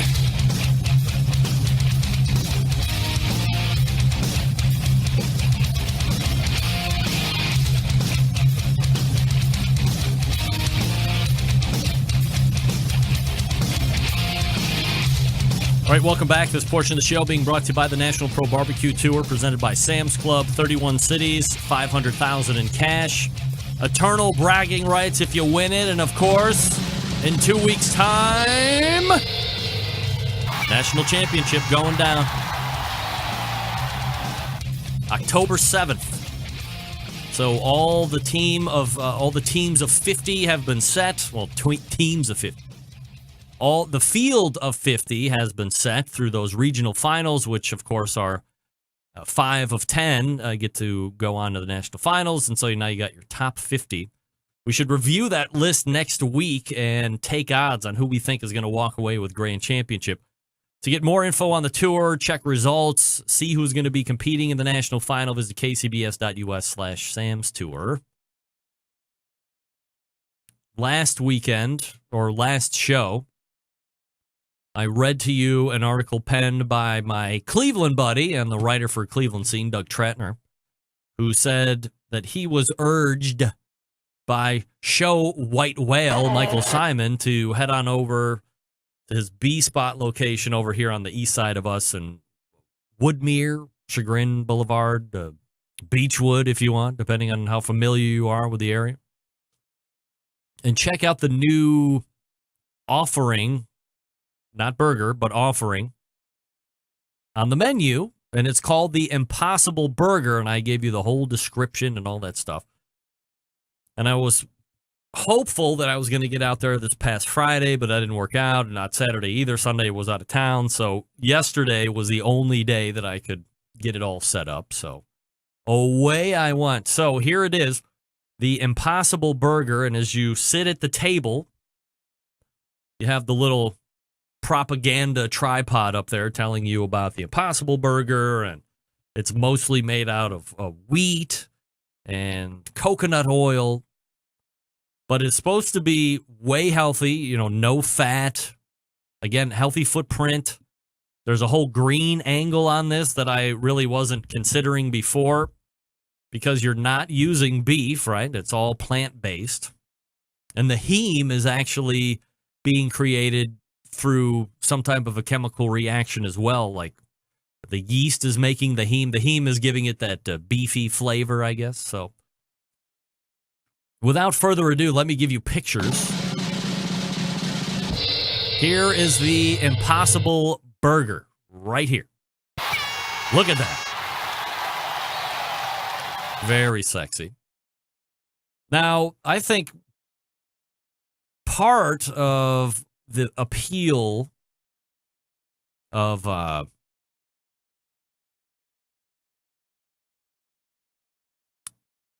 hold on. Part of the appeal of B-Spot Burger is the overall burger experience. From the bun to the meat to the toppings, it's all great. The buns especially, they're almost like buttered and lightly toasted, kind of I don't know if it's a brioche bun, I guess, but depending on what kind of bun you do or don't like, maybe it's not for you, but I find the buns to be very exciting. But this is the burger, so this is the full burger. And what I wanted to say is that when you are faced with a vegan burger or a veggie burger, there's a very distinct look and feel and taste, almost like a black bean taste. I think black beans are used in veggie burgers. But if you've seen veggie burger, it's pretty non-aesthetically pleasing. It doesn't cook to a really good color. You're eating it because you don't want to eat meat, all that stuff. And it's just like, And you don't really see veggie burgers out a lot. I don't. I mean, if I'm going to eat beef, I'm going to eat beef. So when I was told after Doug went that he wouldn't have been able to tell if it wasn't beef, that sparked my interest. So we hustled on down to the B spot, and I ordered 2 burgers. I ordered my typical Lola burger, which is burger and sunny side up egg, pickled onions, cheese, bacon. It's delicious. You get the yolk porn happening as you slice into it. At least I slice into it so I can have the runny yolk all over both sides of the burger. But then I also got a plain burger so I could really examine it. This is plain burger. This is plain burger with the top off. It looks like a burger. It's browned at the top, just like you would get from any griddled burger. So from an aesthetics standpoint, I don't think any of you would sit there that are able to watch this on audio podcast. You're not getting any of this. You'll have to go back and look at the video on YouTube or some of the other places. But I would defy you if I said this was my hamburger from last night. I don't think anybody would be like, oh, Rempy, you're pulling one over on me now. I know that's not a real hamburger. It looks like a regular burger. Then I've show you the picture of that I cut into it. So once again, you can see that it's got that nice outer flat top griddle crust on it. And then inside, that looks like ground beef. It does. It really looks like ground beef. Here's some other pictures. This is the Lola burger that I got. So you can see pickled onions at the top. You have, this was, by the way, I hate to say it. This was easily the crappiest sunny side up egg that Michael Simon's restaurant has ever put in front of me. It was horrible. Get that big stuff out of here. This was the most disappointing part of the whole meal was the egg. Like, that's my favorite part of that burger. I mean, that makes the Lola burger is the egg. Because you get the gushy run of yolk all over the meat and not really cooked well. Once again, I'll give you some inside shots of the Lola burger. This is what it looks like in the middle. You can see a little bit of yolk explosion going on there. Go ahead and show you a closer up version. This is not beef. Not beef. Get that big stuff out of here. Not meat. 100% plant. And that's a crispy bun there. But yeah, this is your Impossible Burger. So here's my take on the Impossible Burger.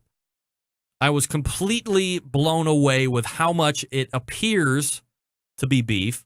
I 100% agree with Doug Tratner's assessment that if nobody would have told me that this was not beef, if they just went and completely unilaterally decided that today is the day they're going to stop serving beef patties and serve Impossible Burgers and not tell anybody and put hidden cameras in there and reveal it to us after we've eaten it, everybody would be like, holy crap moment.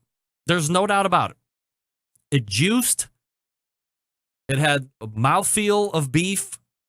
It's not a cow. John Solberg saying, that's not a plant, that's a cow. It's not. The only thing that I would be able to now sit here and tell you, because I knew what I was eating, and I have had a plethora of traditional beef burgers at the B Spot, which are the best. I wouldn't have sat there and said, hey, this isn't beef. This is some type of veggie burger. I would have said, did they change the beef recipe in here? Because it's not the same as what I'm used to, but it's not bad. As I put in my social media post, I wasn't offended in the least. And if somebody would have said, this is a beef burger, or just pass it off, I never would have thought that it was plant. So I'm not saying that I'm converting into eating the Impossible Burger. I can't get the Impossible Burger here on retail. I would have to go to B Spot. Am I going to get it all the time? No. Am I going to get it again? Maybe not. But if for some reason I get diagnosed where I'm not allowed to eat red meat anymore, this would certainly be a fine substitute to at least get that feeling in your mouth and the flavor and the taste, because it really hit on all spots. So I can't talk for any of the other plant-based burger products that are coming out, but I can speak to the Impossible Burger. I'm not offended. I'm not ashamed to say that it was good. And I would encourage you to try it out for yourself if you have access to it. That's all I'm saying. I was happily surprised, perhaps even taken off guard a little bit. B-Spot, by the way, is the only place in the Midwest that currently has Impossible Burger. So you're going to have to come to Cleveland or maybe Columbus, I think, has a B-Spot. I'm going to talk to you quickly about the Chops Power Injector, the 2015, 16, and 17 Barbecue Tool of the Year. Patent-pending designs that feature not one, not two, but 4 evenly spaced needles at the perfect distance for your injecting needs. The number one seller is the half-gallon Chops Power Injector System. Easy to use. Clean it, fill it, pump it, and away you go. If you have just one brisket or pork shoulder to do, you don't need to fill it all the way up. Just put in what you need. It uses it all. It comes with a whole bunch of really nifty, cool stuff. It's $100 plus shipping anywhere. Then you have the 1-gallon Chops Power Injector System. This is for competitions like Memphis and May Whole Hog, or maybe you're cooking 10 shoulders to get that perfect one, or you're a barbecue caterer. This one comes with a whole bunch of cool stuff like the half-gallon, but it costs $120 plus you pay the shipping anywhere. Then you have the Chops Full Power Injector System. It's electric. It is the commercial and competition Big Daddy. Not a holding tank this time, but a 3.5-foot pickup tube that you can put in any size container from a few ounces to a 55-gallon drum. It was designed for Chef Rob at the Best Barbecue Restaurant in Kansas City. He has said time and time again that with the Chops Full Power Injector System, his briskets are better than ever. It comes with metal needle adapters, 14-gauge needles, 3-inch 12-gauge needles, 2-inch 11.5-gauge needles, 3 plug screws, a metal needle protector, $325 plus shipping. A number of the top pitmasters in the world use the CPI system every day to make their barbecue better than the rest because we live in a foodie world that requires flavor in every bite. This is how you do it fast. It's not just for meat. How about alcohol-infused watermelon or whatever fruit you like to inject liquor into? Every injector is hand-assembled right in Kansas City, Missouri, USA. If you want extra accessories, they got them. You want to shoot medium ground spices, they got you covered there too. They sell replacement stock needle adapters and plug screws. Also, they have a great upgrade you can buy to make your Chops injector bulletproof. Metal needle adapters. Ingenious. Chops Power Injector Systems give your barbecue power. Hit up the website, barbecuekansascity.com. That's barbecuekansascity.com. BARBEQUE, barbecuekansascity.com. Thanks to Dan Uladall and the gang over at CPI for their support of the show. We're back to wrap it up right after this. Stick around. Be right back.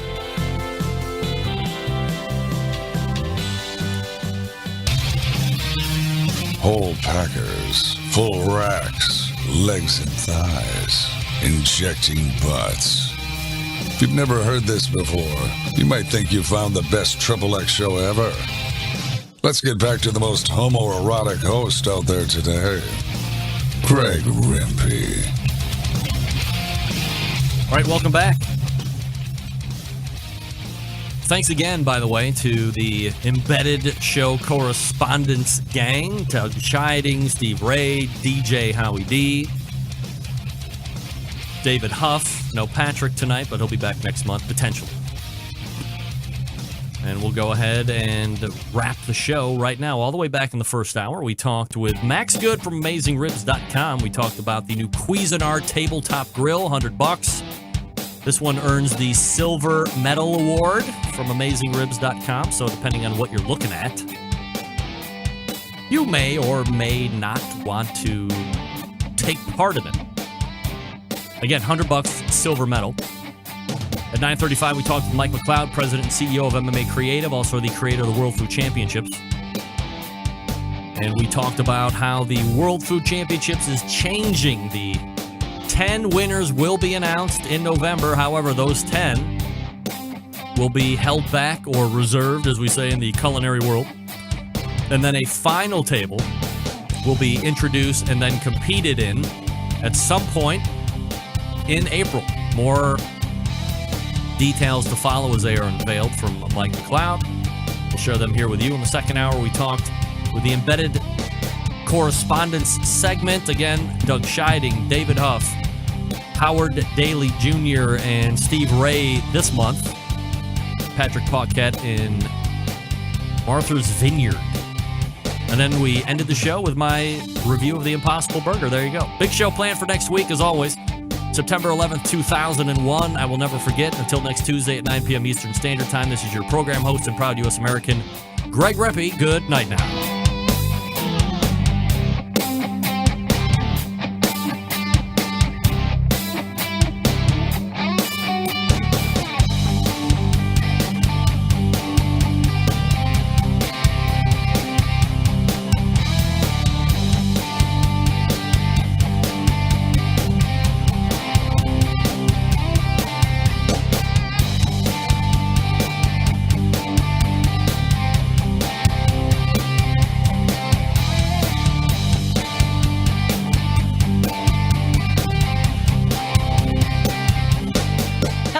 This is Jenny Bell from Clarington, Ohio, and I'm listening to Barbecue Central.